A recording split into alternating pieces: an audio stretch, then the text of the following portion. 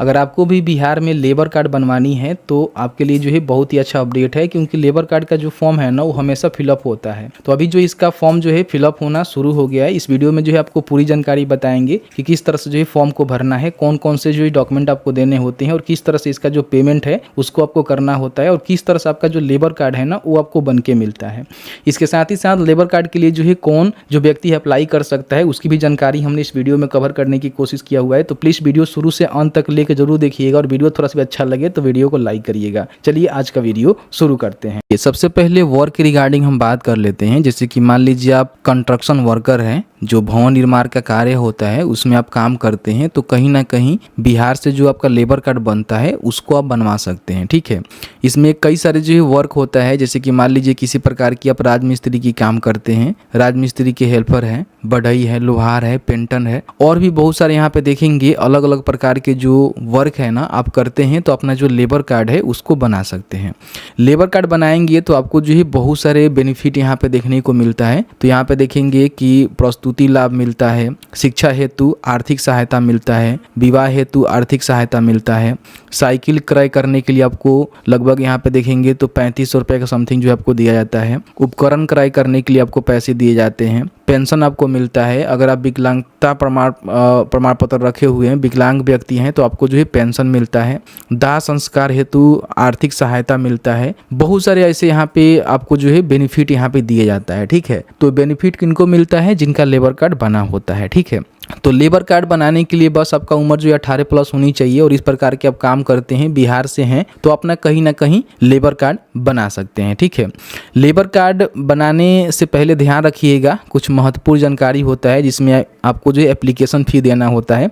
तो ये जो है 50 रुपये का पंजीकरण आपको शुल्क देना होता है, जिसमें 5 वर्षों तक का जो है आपका लेबर कार्ड बन जाता है और फिर इसको 5 वर्षों के बाद रिन्यूअल करनी होती है। तो अलग से हम वीडियो ला देंगे किस तरह से रिन्यूअल करना होता है। ठीक है, नीचे आएंगे तो यहाँ पे देखेंगे अप्लाई करने का लिंक यहाँ पे देखने को मिल जाता है, या फिर इनके जो ऑफिशियल पोर्टल है यहाँ पे भी जाकर अप्लाई कर सकते हैं। ठीक है, देखेंगे Bihar building and other construction worker welfare board का ऑफिशियल पोर्टल है, जहाँ से लेबर कार्ड के लिए आप फॉर्म को भर सकते हैं। ठीक है, यहाँ पे आप चाहें तो CSC के माध्यम से भी कर सकते हैं। आपके पास CSC नहीं है तो सीधे आप यहाँ पे इनके पोर्टल के माध्यम से अपना फॉर्म को भर सकते हैं, कोई भी CSC की जरूरत नहीं है। यहाँ पे देखेंगे तो लेबर रजिस्ट्रेशन करके एक बटन आपको देखने को मिलता है, या फिर आप यहाँ भी क्लिक करेंगे तो सीधे यहाँ पे आ जाएंगे। ठीक है, यहाँ पे आने के बाद सबसे पहले तो यहाँ से लेबर का जो रजिस्ट्रेशन है वो आप कर पाएंगे। यहाँ से जो भी लेबर रजिस्ट्रेशन करेंगे उसका जो स्टेटस है वो चेक कर पाएंगे। यहाँ पे जो भी आप पेमेंट करेंगे उस पेमेंट का स्टेटस यहाँ चेक कर सकते हैं, और यहाँ से रिन्यूअल के लिए रजिस्ट्रेशन कर सकते हैं, जो कि एक अलग टॉपिक है, इस पे हम वीडियो अलग से लेकर आएंगे। तो सबसे पहले न्यू हमें लेबर कार्ड के लिए रजिस्ट्रेशन करना है, तो यहाँ पे अप्लाई फॉर न्यू रजिस्ट्रेशन के बटन पे क्लिक करेंगे।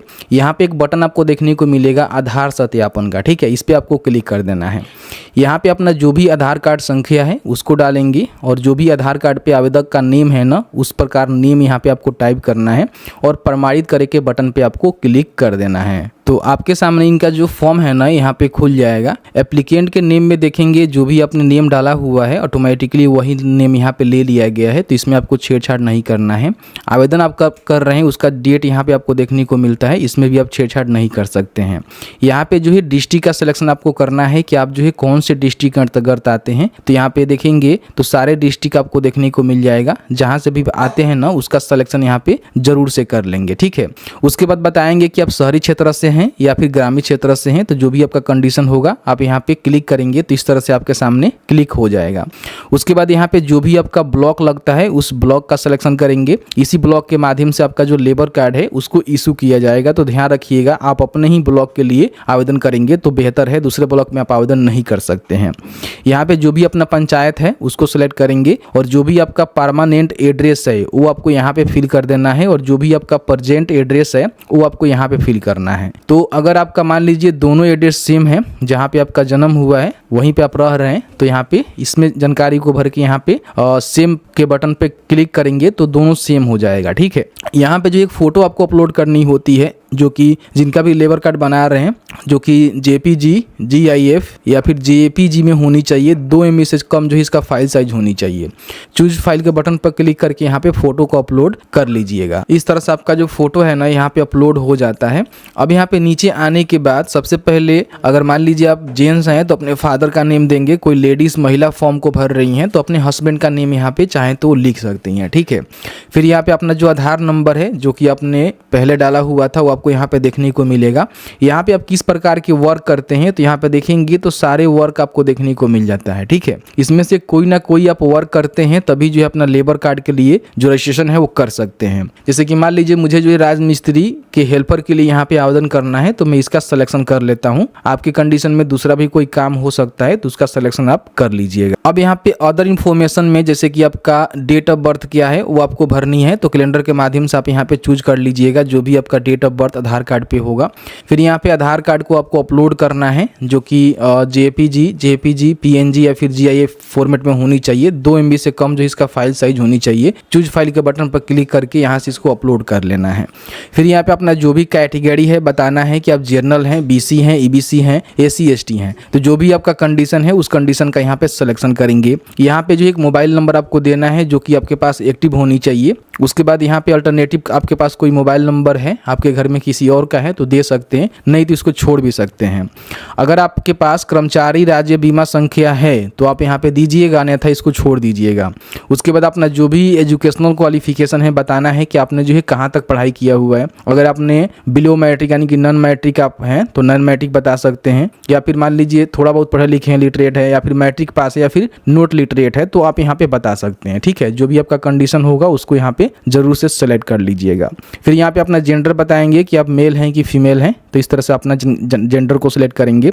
उसके बाद अगर आपका शादी हो गया है तो यहाँ पे मैरिड, नहीं हुआ है तो अनमैरिड, ठीक है। इस तरह से सिलेक्शन करेंगे। तो देखिए बताया गया है कि उन नियोजकों का नाम एवं पता लिखे जिनके लिए पिछले 12 महीने से कार्य किया हुआ है, ठीक है। अब इसमें देखेंगे तो एक आपको ऑप्शन देखने को मिलता है कि मैं शपथ पूर्वक घोषणा करता हूं कि मैंने पिछले 1 वर्ष में वर्णित नियोजक के यहाँ 90 दिन से अधिक निर्माण कार्य किया हुआ है। यानी कि 1 वर्ष में कम से कम जो है 90 दिन की काम की प्रमाणीकरण आपको देना होगा कि हाँ हमने इनके वहाँ काम किया हुआ है, ठीक है। तो सबसे पहले तो अगर जो भी अपने ठेकेदार के पास या फिर जो भी आपके मालिक है जिनके पास आपने काम किया हुआ है उनका अगर लाइसेंस नंबर है तो आप यहाँ पे दे सकते हैं। हालांकि मैंडेटरी नहीं है, जहाँ पे स्टार मार्क लगा हुआ है वही आपको भरना है, तो यहाँ पे लिखेंगे, ठीक है। अब यहाँ पे लिखेंगे कि उनका नाम क्या है जहाँ पे आपने काम किया हुआ है, तो नाम तो आपको पता ही होनी चाहिए। फिर यहाँ पे उनका एड्रेस क्या है वो आपको बता देना है। फिर अपने कार्यस्थल का जो विवरण है वो देना है कि आपने जो है कहाँ कहाँ कार्य किया हुआ है, फिर आपने किस प्रकार का कार्य किया हुआ है। तो जैसे कि मान लीजिए आप राजमिस्त्री के हेल्पर के लिए फॉर्म भर रहे होंगे तो यही बताएंगे। अगर आप राजमिस्त्री के लिए भर रहे हैं या फिर कोई दूसरे वर्क के लिए भर रहे हैं तो उसके हिसाब से उसकी जानकारी का सिलेक्शन करेंगे। अब यहाँ पे देखिए date of work from to, मतलब कि आपने कब से लेकर जो है कौन से महीना वर्ष तक ले काम किया हुआ है इसकी जानकारी बताना होगा। तो यहाँ पे आप देखेंगे तो जैसे कि मान लीजिए कि आपको 90 दिन का देना है तो आप यहाँ पे देख लीजिएगा आपका जो भी नेचर होगा उसके हिसाब से आप यहाँ पे अपना जानकारी को बता देंगे, ठीक है। तो जुलाई यहाँ पे मैं 24 कर देता हूँ, ठीक है। इस तरह से यहाँ पे 5 जुलाई है तो मैं 6 जुलाई कर देता हूँ, ठीक है। तो इस तरह से अपना जो जानकारी है उसको बता देना है। उसके बाद टोटल पीरियड ऑफ वर्क, कुल अवधि आपका कितना हो रहा है, तो जितना भी है, तो जैसे कि मेरा 1 ईयर है तो मैं इस तरह से 365 दिन ही लिख दूंगा, ठीक है। कुल अवधि पूछा जा रहा है, टोटल पीरियड ऑफ वर्क कुल अवधि पूछा जा रहा है तो यहाँ पे आप डे में ही डाल दीजिएगा, बेहतर रहेगा, ठीक है। उसके बाद यहाँ पे देखिए पूछा जा रहा है कि अपना जो प्रमाण पत्र है ना उसको यहाँ पे अपलोड करिए, जो कि JPG PNG में 2 MB से कम इसका फाइल साइज होनी चाहिए।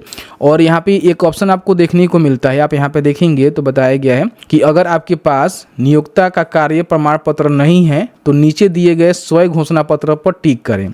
यानी कि इनके कहने का मतलब क्या है कि अगर आपके पास सर्टिफिकेट नहीं है, जहाँ पे आपने काम किया हुआ है वहाँ से कोई भी सर्टिफिकेट आपको नहीं मिला हुआ है, तो आप इस डिक्लेरेशन को टिक कर सकते हैं कि मैं शपथ ले रहा हूँ कि मैंने जो भी नियोजक हैं उनके यहाँ 90 दिनों का कार्य 90 दिनों से अधिक जो है कार्य निर्माण किया हुआ है, ठीक है। तो यहाँ पे ये टिक कर देंगे तो आपके सर्टिफिकेट नहीं देना पड़ेगा। लेकिन मोस्टली देखेंगे तो कई बार क्या होता है कि यहाँ पे फॉर्म भरने के बाद इस सर्टिफिकेट की वजह से एप्लीकेशन को जो है रिजेक्ट कर दिया जाता है, ठीक है। तो मेरा मानना ये है कि कोई भी ठेकेदार के पास आप काम कर रहे हैं तो उनसे एक प्रमाणित जरूर करवा कर यहाँ पे अपलोड कर दीजिएगा, ठीक है। अपलोड करने से क्या होगा, कहीं ना कहीं आपका लेबर कार्ड बन जाएगा, ठीक है। तो उसको अपलोड कर दीजिएगा यहाँ पे। फिर यहाँ पे प्रमाणीकरण जो अधिकारी हैं उनकी जानकारी यहाँ पे बताना होगा कि कौन जो है सर्टिफिकेट आपको दिया हुआ है। तो आप यहाँ पे ये वाला सिलेक्शन कर दीजिएगा, बेहतर रहेगा आपके लिए, ठीक है।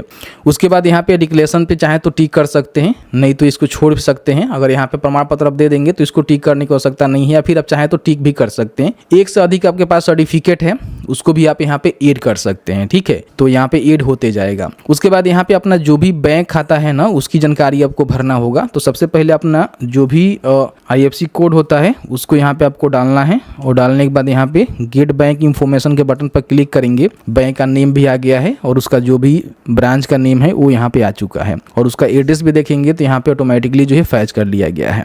यहाँ पे बैंक अकाउंट नंबर लिखेंगे, उसको यहाँ पे कंफर्म कर देंगे, दोबारा टाइप कर देंगे, और यहाँ पे अपना जो भी बैंक पासबुक है उसको आपको अपलोड करना है, जो कि GIF, JPG, PNG, PDF file में रहेगा। तो आप यहाँ पे अपलोड कर सकते हैं। 2 MB से कम उसका फाइल साइज होनी चाहिए।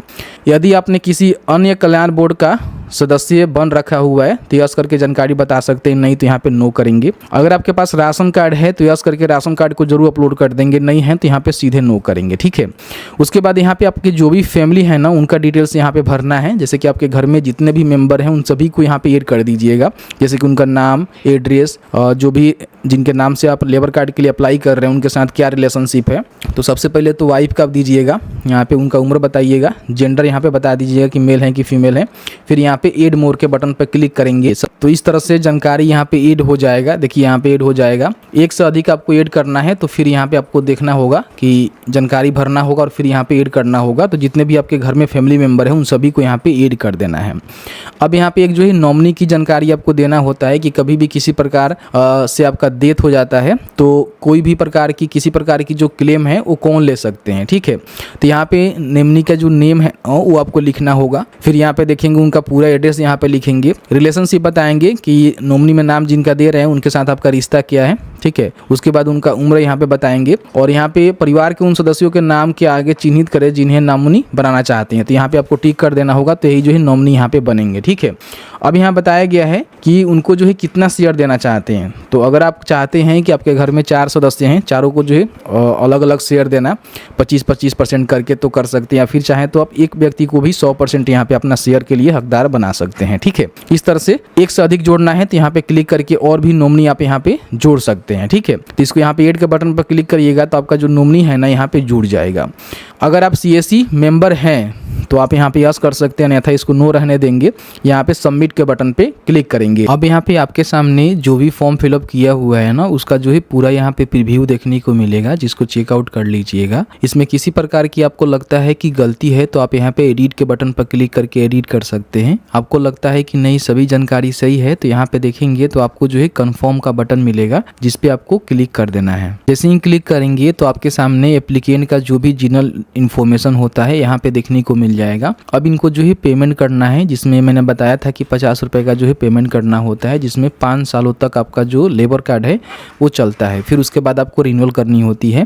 तो इस पेमेंट को करने के लिए पे ऑनलाइन के बटन पे क्लिक करेंगे तो इस तरह से आपके सामने जो इनका पेमेंट गेटवे है ओपन हो जाएगा, जिसमें net banking, card, credit card, debit card, UPI, WhatsApp के माध्यम से भी अपना जो पेमेंट है ना यहाँ पे कंप्लीट करना है। चलिए मैं यहाँ पे UPI के माध्यम से पेमेंट कंप्लीट कर लेता हूँ। जैसे ही पेमेंट कंप्लीट करते हैं तो आप यहाँ पे देखेंगे आपका जो पेमेंट है ना यहाँ पे कंप्लीट हो जाता है, और आपको जो है रेफरेंस नंबर भी यहाँ पे देखने को मिल जाता है, ठीक है। इसको आप प्रिंट करके अपने पास सुरक्षित रख लेंगे। एप्लीकेशन का जो स्टेटस है चेक करने के लिए आप हमारे वेबसाइट पे आएंगे तो यहाँ पे आपको देखने को मिलेगा फॉर एप्लीकेशन स्टेटस। इस पर आप क्लिक करेंगे तो यहाँ पे देखेंगे व्यू रजिस्ट्रेशन स्टेटस का एक बटन आपको देखने को मिलेगा, जिस पे क्लिक करके अपना जो भी मोबाइल नंबर है, जो भी रजिस्ट्रेशन नंबर है उसको डालकर यहाँ पे उसका जो स्टेटस है चेक कर सकते हैं, ठीक है।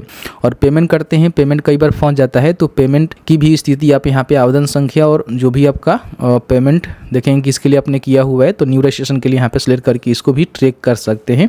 अब यहाँ पे कुछ दिनों का जो है समय लगता है, जिसके बाद आपका जो लेबर कार्ड है उसको इशू कर दिया जाता है, जिसको आप यहीं से आकर जो है डाउनलोड भी कर सकते हैं। देखिए यहाँ पे लिस्ट भी आपको देखने को मिलेगा, तो इस पर आप क्लिक करेंगे तो यहाँ से इनके ऑफिशियल पोर्टल पे जाने के लिए आपको यहाँ पे लिंक मिलेगा।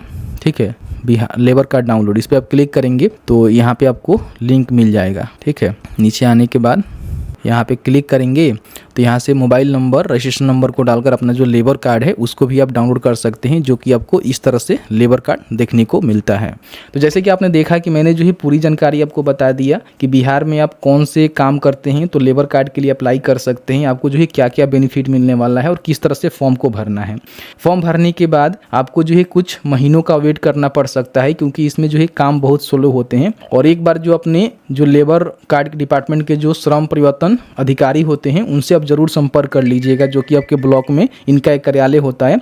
तो वहाँ पे जाने के बाद क्या होगा कि उनसे संपर्क कर लीजिएगा, तो कहीं ना कहीं आपका जो है जल्द से जल्द यहाँ पे अप्रूव कर दिया जाएगा। ठीक है, मैंने जो है सभी जानकारी इस वीडियो में बताने की कोशिश किया हुआ है। कहीं भी आपको किसी प्रकार की कोई प्रॉब्लम होगा तो आप हमें बता सकते हैं, उसके लिए हम अलग से वीडियो लाने की कोशिश करेंगे, या फिर यूँ कह लें कि जो भी कमेंट सेक्शन हुआ है वो करेंगे, उसमें हम कमेंट का ही रिप्लाई करने की कोशिश करेंगे। वीडियो देखने के लिए बहुत बहुत धन्यवाद।